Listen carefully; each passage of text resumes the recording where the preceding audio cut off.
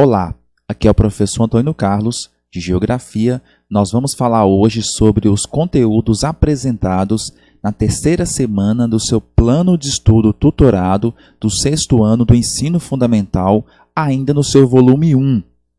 Para essa terceira semana, nós vamos trabalhar a unidade temática Mundo do Trabalho. O objeto do conhecimento é transformações das paisagens naturais e antrópicas. A habilidade que nós esperamos que vocês, alunos, venham concretizar com esta aula será identificar e analisar as características das paisagens transformadas pelo trabalho humano a partir do desenvolvimento da agropecuária e do processo de industrialização. Os conteúdos que nós vamos trabalhar serão alterações na paisagem do campo e da cidade, o trabalho no campo e na cidade, atividades econômicas no campo e na cidade.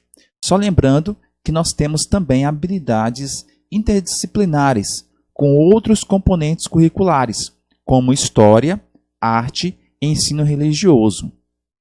O tema da nossa aula será as transformações das paisagens rurais do campo e urbano da cidade, também industriais.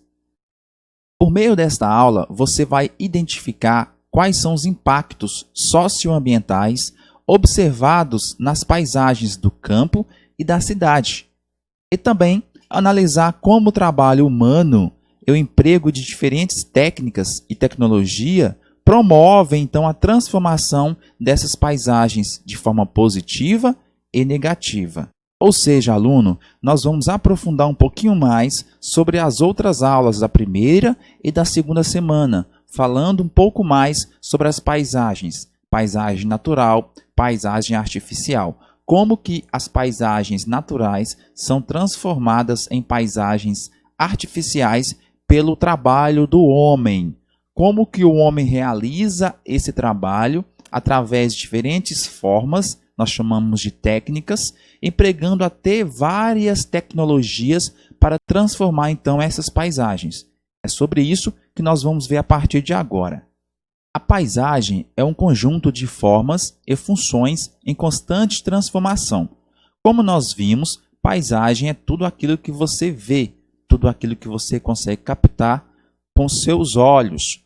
Então, nós temos uma variedade de paisagens. As principais são paisagens naturais e culturais, ou seja, culturais também são chamadas de humanas ou antrópicas. Por quê? Porque se refere, então, à participação do homem no processo, então, de criação dos elementos que compõem essa paisagem. Essas formas se dão pelos elementos contidos na paisagem. Nós temos os elementos que fazem parte da paisagem. Por exemplo, uma paisagem natural. Quais são os elementos que fazem parte da paisagem natural? Uma paisagem cultural. Quais são os elementos que fazem parte da paisagem cultural?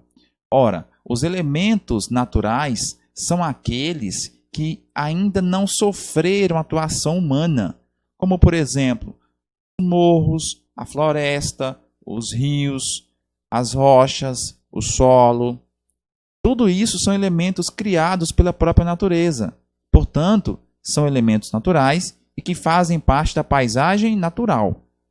Já os elementos culturais representam nas paisagens aqueles elementos que foram transformados ou construídos pelo homem, como, por exemplo, as casas, os prédios, os carros, as avenidas, as cidades, as lojas.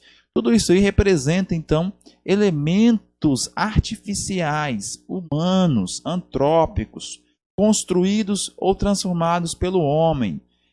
Na paisagem cultural, ressalta-se a importância do desenvolvimento do trabalho humano e de técnicas as quais impulsionam a interferência humana no espaço. Nós temos aqui o trabalho do homem e as técnicas que o homem utiliza para intervir nessa paisagem natural, de forma que transforma também o espaço. O espaço natural, a paisagem natural, são transformados em paisagem artificial ou espaço artificial. Então, o homem se utiliza do trabalho e com as suas variadas técnicas para então fazer esse processo de transformação. Por isso, é importante então a gente entender um pouco mais sobre o conceito de técnica e trabalho.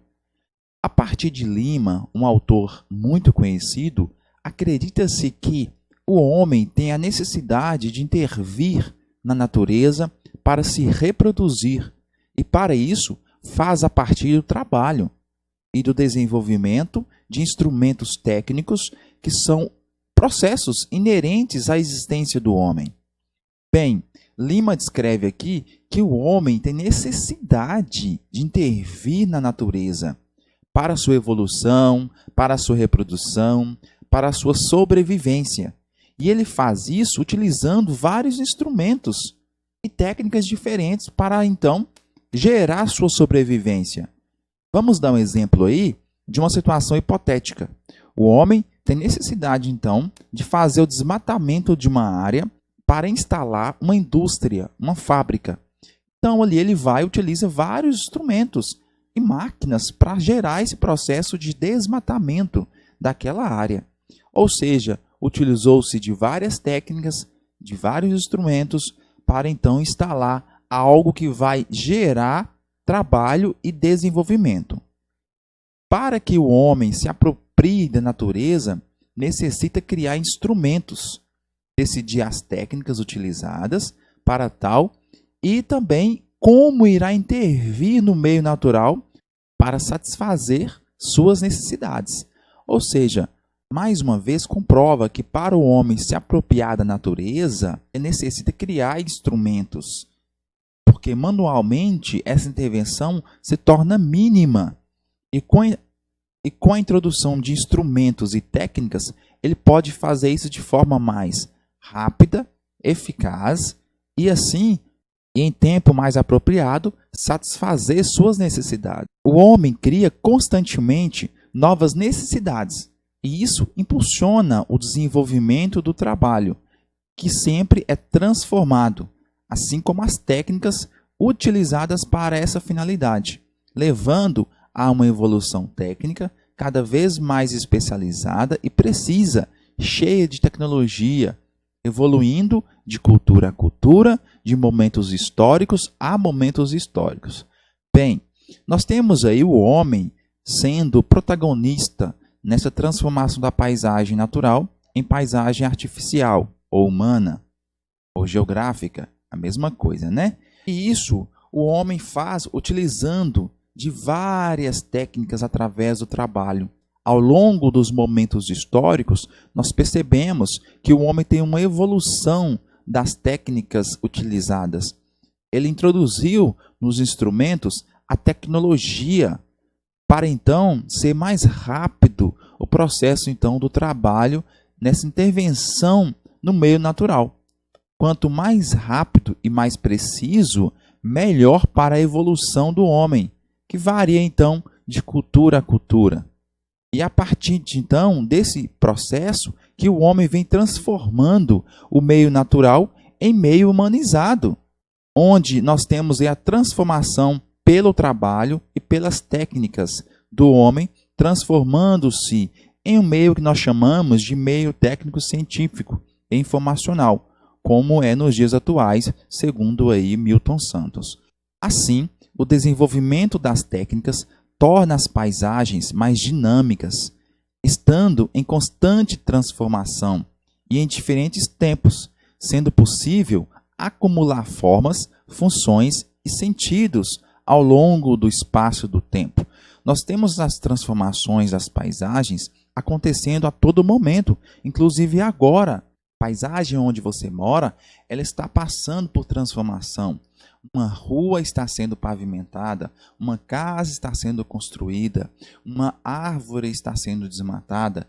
E essa transformação se dá de diferentes formas, devido a várias funções, assumindo vários sentidos, tanto no tempo quanto no espaço. Vamos dar um exemplo da transformação da paisagem há 100 anos atrás, com outros aparelhos, outros instrumentos e outras técnicas, com as transformações que são feitas hoje. Nós temos então uma evolução, uma capacidade do homem de transformar mais rápido essa paisagem. Por isso que vão acumulando formas e funções e sentidos nessa nova paisagem. E é importante ressaltar também que é a partir dessa apropriação do espaço pelo homem que surgem vários impactos ambientais e sociais. O homem, ao intervir na natureza, ele vai gerar vários impactos. Esses impactos se dão na paisagem, mas também no meio natural.